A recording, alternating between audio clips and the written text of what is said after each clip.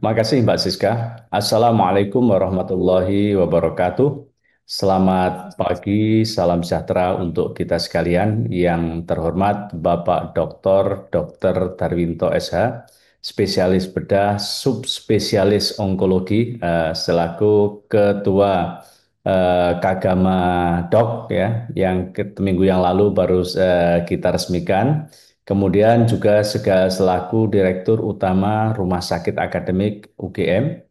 Yang saya hormati Bapak Dr. Joko Santoso, SSI, MSI dari Fakultas Farmasi UGM, juga sebagai pengurus Dewan Jamu DIY, pengurus DPP ke GP Jamu, pengenalan tumbuhan obat dan potensi adulterasi atau pemalsuan. Yang saya hormati Bapak Profesor Dr. Renat Nanang Fahrudin MSI Apoteker dari Fakultas Farmasi UGM. Kemudian yang saya hormati juga Ibu Dr. Apoteker Indri Kusuma Dewi MSc, yang juga saya hormati Mas Sulastomo Raharjo atau yang sering dikenal dengan Mas Komo selaku Kabid Pengabdian Masyarakat dan Lingkungan ya. Eh, Juga seluruh peserta webinar pada hari ini. Pertama tentunya marilah kita panjatkan puji syukur kepada Tuhan Yang Maha Esa, Allah Subhanahu wa taala atas karunia-Nya kepada kita sekalian sehingga hari ini kita bisa bertemu secara virtual dalam rangka memperingati Jamu Nasional 2025 dengan melakukan webinar yang sudah kita mulai secara bersama. Saya sangat senang sekali ketika mendengar Mas Komo menyampaikan informasi bahwa akan ada webinar. Tema yang diambil pun sangat menarik, yakni adalah jamu sebagai tuan rumah di negeri sendiri. Ini tadi sudah dikupas oleh Mas Komo dan juga disampaikan oleh Pak Dr. Darwinto bahwa ini jamu ini memiliki peran yang sangat strategis dari ekonomi, sosial, budaya, apalagi kesehatan ya. Kalau dari tadi Mas Gomo sudah menyampaikan dari aspek ekonomi, ini ada satu aktivitas ekonomi yang sangat bernilai tinggi. Kalau dimonetasi tadi adalah sekitar 25 triliun. Aktivitas ekonomi yang di situ adalah menjadikan jamu sebagai komoditas untuk ditransaksikan. Kemudian juga ada 15 juta orang yang terlibat di dalam aktivitas ini.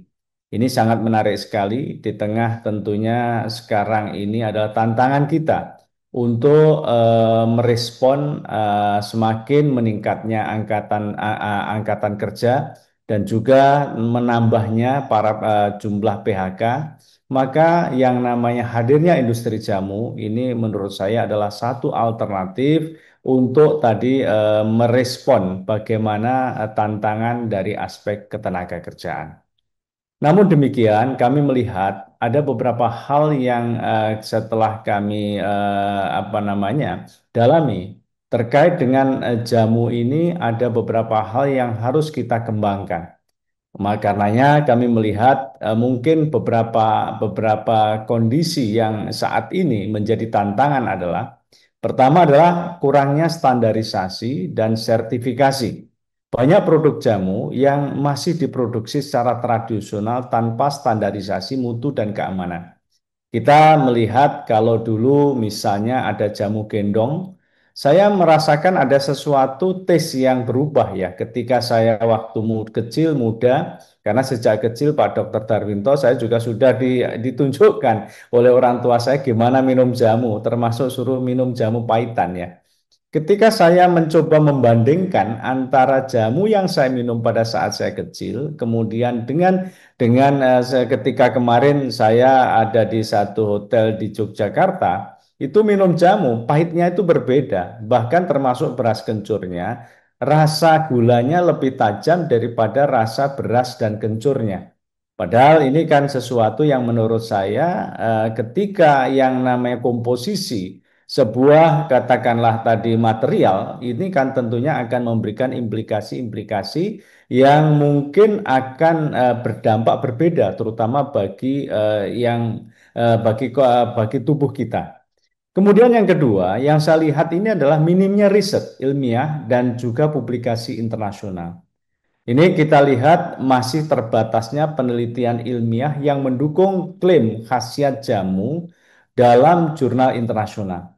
Nah, ini sebetulnya adalah tantangan bagi rekan-rekan akademik untuk menjadikan jamu sebagai objek penelitian yang nanti adalah kita dorong untuk dipublikasikan untuk menjadi wacana bagi apa namanya masyarakat akademik, sehingga tentunya kalau diskursus itu terjadi, maka akan membuat istilah banyak sekali di sini adalah temuan-temuan baru yang kemudian adalah direkognisi, terutama adalah dari sisi manfaatnya kepada apa namanya masyarakat itu. Nah, yang juga kita lihat ini adalah kurangnya regenerasi dari petani serta pengusaha jamu. Minat generasi muda untuk menjadi petani tanaman obat serta produsen jamu kami lihat ini masih rendah. Saya rasa bukan hanya tentunya adalah petani jamu ya, ini petani secara umum. Meskipun ya Bapak Ibu sekalian, kalau kami lihat yang namanya kontribusi yang dari aspek jumlah tenaga kerja, ini orang yang bekerja di sektor pertanian, perkebunan, termasuk di dalamnya petani jamu, ini jumlahnya cukup banyak, yakni sekitar 40 juta orang dia itu adalah beraktivitas di dalam sektor itu. Sehingga tentunya kalau seandainya tidak ada proses regenerasi, maka nanti akan ada proses yang disebut menua atau aging. Kalau sudah menua, toh akhirnya akan ending ya, artinya end ya, akan selesai. Dan saya rasa kalau itu tidak kita perhatikan, maka kami khawatir termasuk yang tadi adalah petani yang dia ini adalah mengolah yang namanya tadi adalah jamu kayak sebagai komoditas bahan jamu. Ini lambat laun juga akan semakin berkurang. Apalagi kalau kita lihat, saya juga pengalaman pribadi, treatment untuk bertanam misalnya jenis umbi-umbian, termasuk di dalamnya ini adalah bahan material jamu. Ini adalah sesuatu yang tentunya butuh di situ passion, butuh ketelatenan agar tentunya produksi itu bisa kita jaga kestabilannya. Nah, kemudian juga kita lihat kompetisi dengan obat modern serta produk impor ini juga semakin ketat. Banyak sekali tentunya orang-orang ini adalah agak males ya. Dan ini mungkin tantangan Pak Dokter Wasto. Ini kalau seandainya misalnya ini kondisi ini terus terjadi, kami khawatir. Artinya Pak Dokter Darwinto, mohon maaf, ini banyak nanti orang-orang muda ini akhirnya adalah minum yang simple-simple. Nah, butuhlah ini tantangan bagaimana kita istilahnya di sini mengemas dan juga tadi adalah standarisasi yang baik sehingga betul-betul seseorang ketika dia mengkonsumsi obat herbal, maka ini adalah dia ada semacam keyakinan bahwa ini adalah apa sugesti, bahwa ini adalah juga adalah menjadi apa namanya tidak ada keraguan apapun, terutama dari sisi komposisinya. Nah, di sisi lain terdapat juga kita lihat ini adalah peluang besar dalam industri jamu yang dapat dikembangkan dan direspon dengan baik. Kami melihat ada beberapa hal di sini. Yang pertama adalah dukungan pemerintah. Hari Jamu Nasional ini ditetapkan pemerintah. Ini tentunya pemerintah memiliki katakanlah keinginan agar yang namanya jamu ini adalah betul-betul menjadi tuan rumah di negerinya sendiri, sebagaimana tema hari ini. Sehingga jamu ini adalah betul-betul akan menjadi adalah bukan alternatif ya. Ini kata-kata alternatif ini agak sedikit katakanlah menjadi pilihan Pak Dr. Darwinto dan juga Bapak Ibu sekalian. Ini kalau alternatif kadang-kala kalau karena memang terjadi masyarakat nggak mampu untuk memilih yang namanya obat-obatan modern. Nah, ini mungkin kita akan ganti istilahnya, jangan alternatif, tapi tetap itu adalah menjadi pilihan obat, adalah sebuah choices yang memang itu harus dipilih. Dan memiliki tentunya adalah, ini adalah memiliki kualitas yang sama. Namun demikian jalan untuk menuju itu adalah bukan hal yang mudah. Perlu tahapan-tahapan yang cukup kita istilahnya konsentrasi. Makanya tadi saya katakan perlu yang namanya inovasi dan juga perlu research and development yang betul-betul adalah menggarap secara serius dari yang namanya jamu ini. Saya beberapa waktu yang lalu berkunjung ke lembaga vokasi yang ada di Cina. Ini saya sangat apa namanya kagum ya. Ternyata lembaga vokasi yang di sana salah satu konsentrasinya adalah bagaimana yang namanya di situ melakukan pelatihan terkait dengan peracikan adalah obat-obatan herbal. Nah, padahal kita memiliki yang namanya tadi kekayaan biodiversitas ya, tanaman obat ini kan luar biasa. Dan saya rasa itu kalau seandainya tadi kami riset and development-nya berjalan, kemudian pelatihan vokasi terutama adalah bagaimana nanti adalah kita memberikan peningkatan kompetensi terutama keterampilan kepada calon pekerja, terutama angkatan muda, dan kemudian didukung dengan yang nanti adalah ekosistem pasar yang baik, orang berprofesi menjadi tadi penjual jamu juga adalah mendapatkan adalah sebuah sumber ekonomi yang juga menjanjikan. Saya rasa itu akan menjadi apa namanya kesempatan yang sangat baik. Apalagi potensi pasar domestik kita ini kan luar biasa. Kita dari sensus penduduk 284,4 juta penduduk. Yang ini adalah merupakan pasar besar.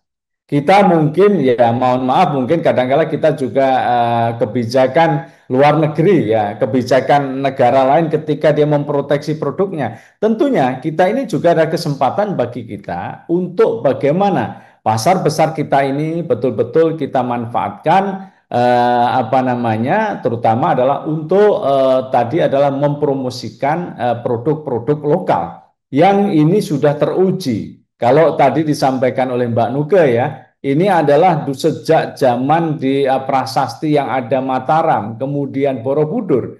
Ini sudah sesuatu warisan budaya yang luar biasa yang menurut saya kalau ini kita bisa bisa apa namanya kombinasikan dengan baik ini akan menjadi sesuatu yang bernilai tinggi. Kami melihat daya tarik wisata herbal dan wellness tourism ini juga menjadi sesuatu yang apa namanya menarik. Mungkin kombinasi antara jamu, kemudian spa, meditasi, yoga, jika dikelola dengan baik akan menjadi sebuah paket wisata herbal yang menarik bagi wisatawan mancanegara. Kita melihat mungkin beberapa daerah sudah mengembangkan seperti di Ubud, Jogja, Bali. Ini saya rasa akan menjadi tempat yang juga menarik karena di situ adalah tujuan wisata yang cukup tinggi. Kemudian kalau kita lihat potensi berikutnya, ini di tengah yang namanya digitalisasi dan AI, ini mungkin perlu kita dorong yang namanya e-commerce ya, penjualan jamu ini untuk apa namanya dikembangkan lagi. Melalui tentunya adalah digital platform, marketplace, kemudian medsos yang menjangkau pasar secara luas. Edukasi dan promosi jamu ini lebih mudah dilakukan saat ini adalah melalui kanal digital.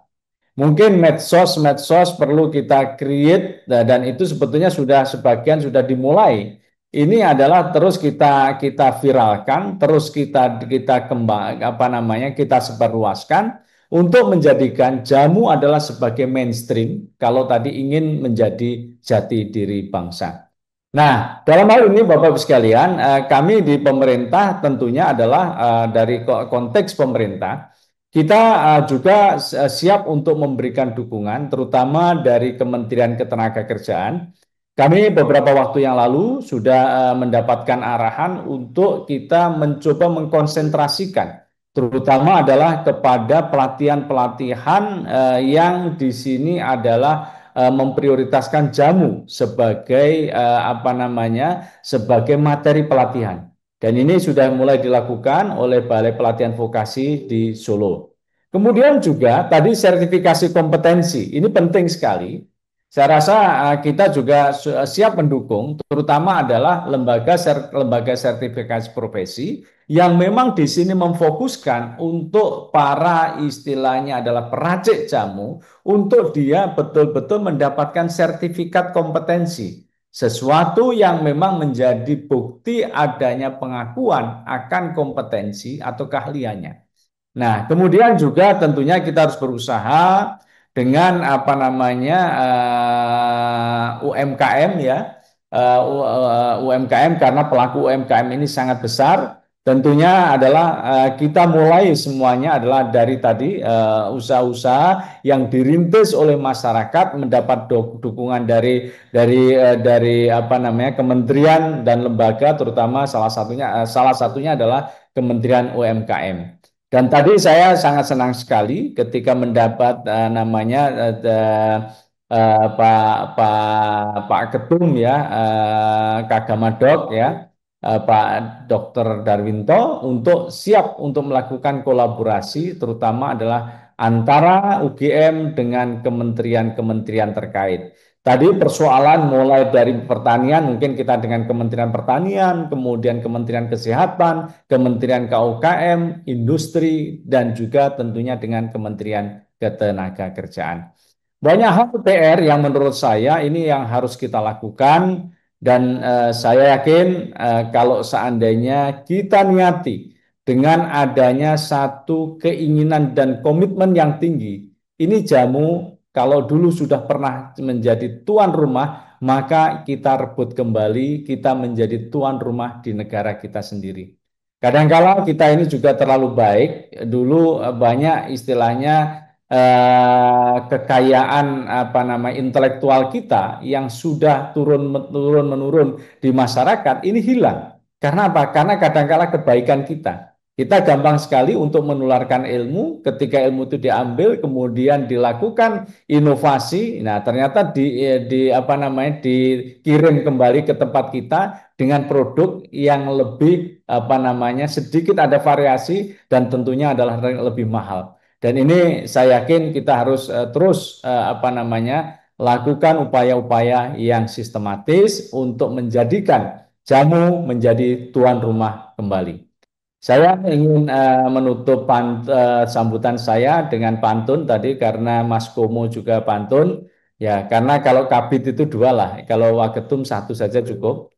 Jalan pagi bertemu Kang Roso di Pasar Turi, minum kopi pagi dan makan soto laksa. Jamu adalah warisan yang harus diuri-uri, bukan hanya untuk kesehatan, tapi juga untuk jati diri bangsa. Terima kasih. Akhirul kalam, wallahu muwaffiq ila thoriq. Wassalamualaikum warahmatullahi wabarakatuh.